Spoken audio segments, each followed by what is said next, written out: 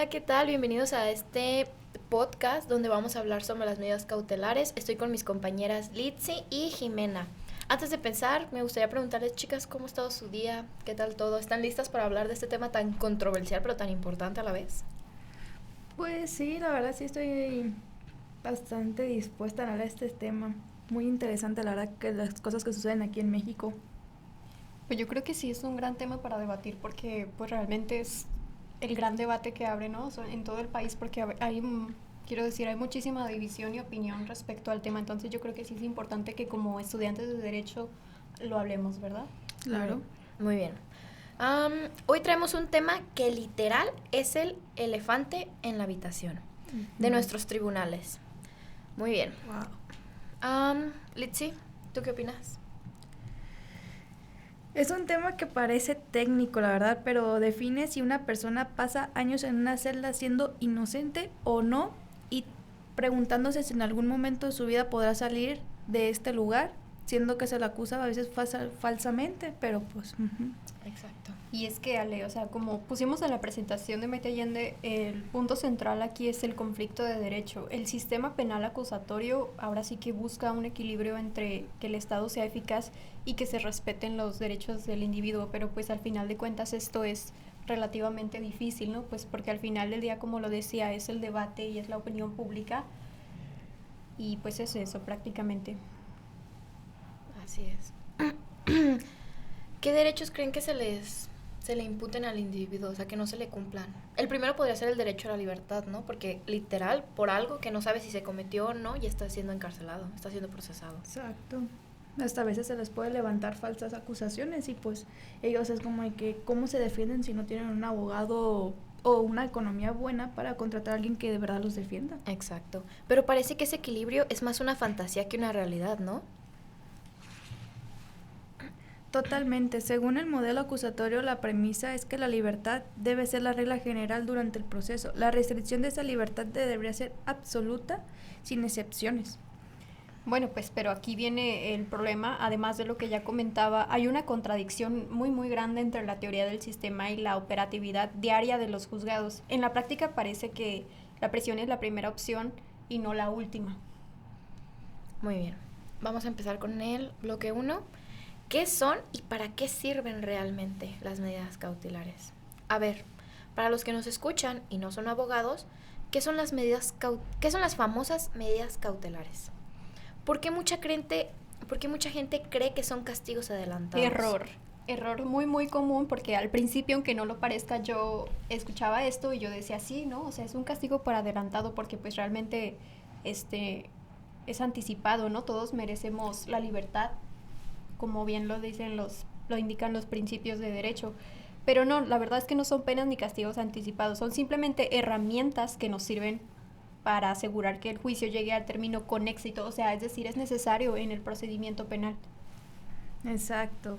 Y para que un juez las dicte tiene que vigilar 3 principios rectores, que son la proporcionalidad, que la medida no sea excesiva frente al riesgo real que existe, idoneidad, que la medida realmente sirva para el fin que se busca, como el que el imputado no se escape. Mínima intervención, que el juez elija siempre la opción que menos afecte a la persona. Como podemos ver aquí, pues son las medidas, explica qué son, y los principios rectores, que es lo que nos acaba de decir mi compañera Alexi. Así es. Uf, y hay muchas opciones para esto. El artículo 155 del Código Nacional de Procedimientos Penales ofrece un abanico de 14 opciones diferentes. Sí, hay ejemplos de menor impacto como lo es la firma periódica, el embargo de bienes o simplemente prohibir que el imputado salga de la zona o se acerque a la víctima. Esas fueron de las más comunes. Ale, es la realidad operativa. Estas medidas casi no se usan porque las unidades de medidas cautelares, las UMECA, no tienen la capacidad de supervisarlas eficazmente. Como no confían en la vigilancia, pues prefieren al candado. Pues claro, pues como podemos ver aquí también en la presentación, está la gradualidad, que es lo que les comentábamos, que los procedimientos penales ofrece un abanico de 14 opciones. Y también los que les comentó mi compañera Jimena, el ejemplo de menor impacto, que es la firma periódica, embargo de bienes, prohibición de de una zona geográfica o acercarse a la víctima. Por ejemplo, no sé si han visto ustedes en TikTok que hay una muchacha que está en arresto domiciliario que cada que acerca su brazalete al agua pita, Ah, sí. Sí me suena. pero lo que yo no entendía era el por qué hasta que empezamos a ver esto. Es para que no, porque el dispositivo no se puede mojar, entonces si se moja, aparte es como una deuda y piensan que como que está Ajá. también escapando. Escapando, ¿verdad? Sí. Pues esto es más para la gente que tiene dinero, ¿no? Porque no creo Sí, que una persona claro. de escasos recursos pueda pagar pues su arresto domiciliario, Sí, vaya. exactamente. Muy bien, vamos a empezar con el bloque 2, la audiencia y los riesgos. Hablemos de la cocina de esto, la audiencia inicial. ¿Cómo se decide quién se queda adentro y quién afuera? La realidad es que todo depende de la evaluación de los riesgos procesales. Es que es una herramienta que le sirve a todos. Por ejemplo, al Ministerio Público, para sustentar por qué quiere una medida y neutralizar los riesgos de fuga o de daño de las víctimas. Por otra parte, al defensor, como para argumentar a favor del imputado con datos que le favorezcan y pedir una medida un poco menos invasiva. Al juez, por otra parte, pues para motivar su resolución, basándose en las circunstancias específicas que se expusieron en las partes. Pero ojo, los riesgos están bien definidos en la ley, específicamente en los artículos 168 al 170 del Código Nacional de Procedimientos Penales. Primero, el riesgo de la sustracción o fuga, que no es solo irse, sino la falta de arraigo. Segundo, el peligro para la víctima o testigos, si hay amenazas reales que impidan el desahogo de pruebas. Y el tercero, la obstrucción de la justicia, si hay riesgos que de que destruyen la evidencia. ¿Y si se prueban estos riesgos? Creo que Esa es la queja constante, perdón la interrupción. En la práctica, las fiscalías suelen argumentar estos riesgos de forma muy superficial o muy genérica, porque pues sin pruebas reales. Pero en muchos de estos casos sí hay pruebas reales, o sea, literal hay hasta... les llevan evidencia de cómo la víctima es presionada para que lo liberen o por ejemplo, los famosos linchamientos. ¿Esto contaría Sí, claro. en este caso de medidas cautelares? Porque también esta medida cautelar a la vez sí y a la vez no es buena porque, un ejemplo, una persona es acusada de violación a una niña en un pueblo pequeño. Ustedes saben que para esa persona es mejor la cárcel que estar fuera donde cualquier día lo pueden agarrar y... Claro, es triste y mucha gente, perdón, voy a hacer un pequeño desviamiento del tema, pero recordando, no sé si recuerden el linchamiento en Taxco, donde a una señora la linchan porque presuntamente secuestró y asesinó a una niña, la secuestró para pedir un dinero a cambio. Y el problema con ella es que, pues obviamente la población se enoja, encuentran pruebas porque evidencias mediante cámaras que ella fue la que secuestró a la niña, pero posterior a ello, al momento de que la linchan, que por cierto por ahí están los videos en X, me parece, Twitter.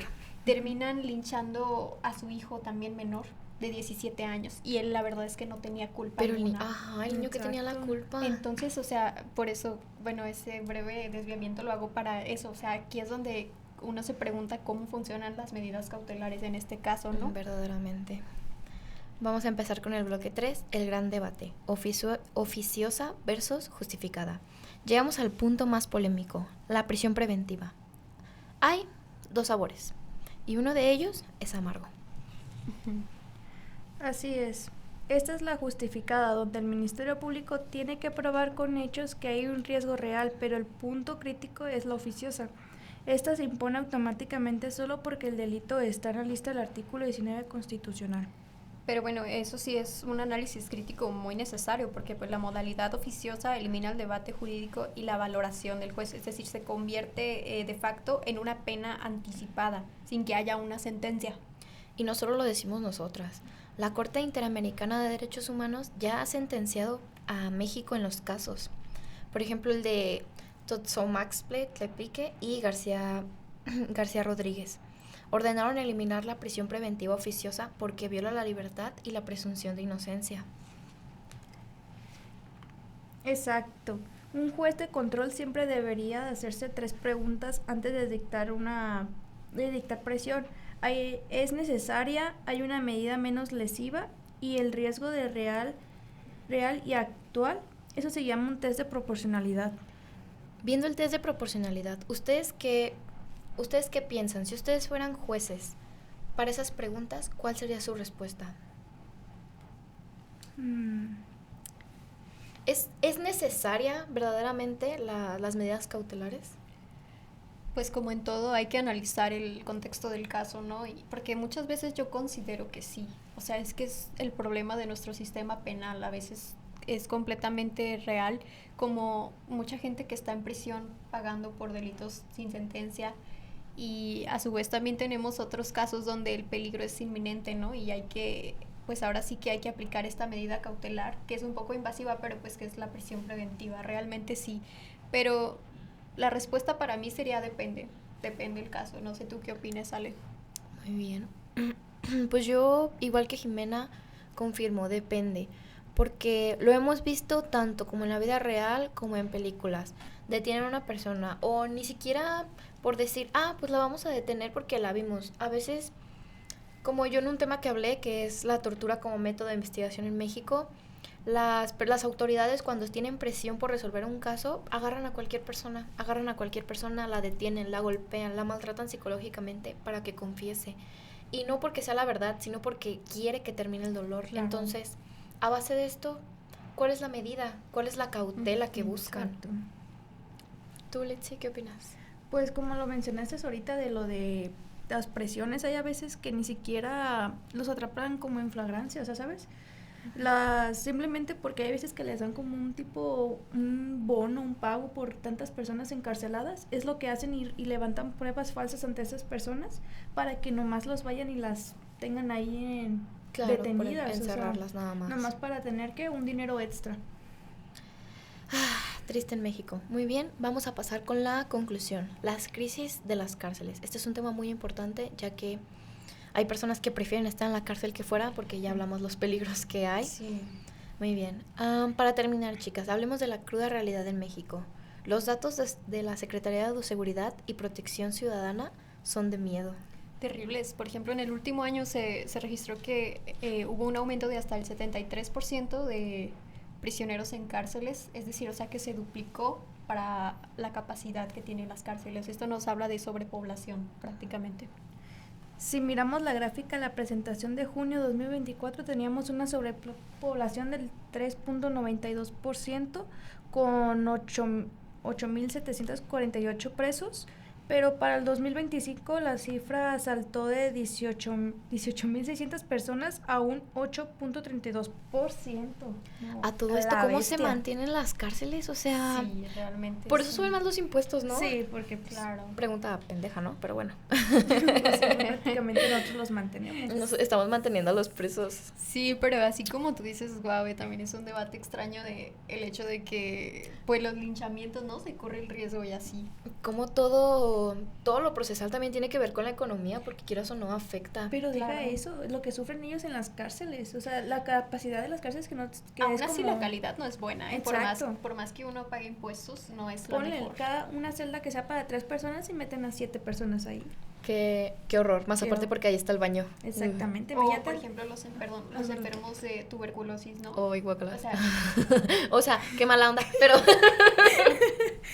No, o sea, pero imagínate, obviamente es una enfermedad contagiosa y, o sea, realmente están muchas veces sin tener ¿cómo se lo puedo decir? Las medidas sanitarias están compartiendo junto con otros reos y obviamente es un riesgo de salud, psicológico y de muchas otras cosas más.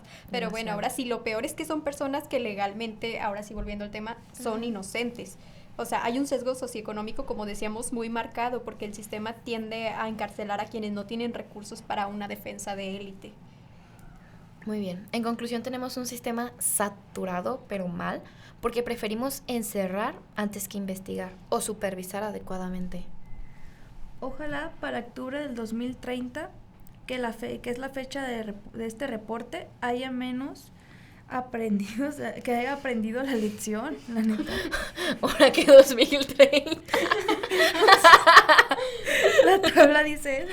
La tabla no miente. Nos basamos en números. Bueno, pues es que sería todo de nuestra parte. Compartimos pues nuestras opiniones, ahora sí que sin ser expertas, pero pues intentamos hacer lo mejor que pudimos y muchas gracias por la escucha. Muchísimas gracias. Gracias. Esas manos que... Ay. Yo creo que ya, ¿no? Ya, Ya, güey, sí. Ya. Yo creo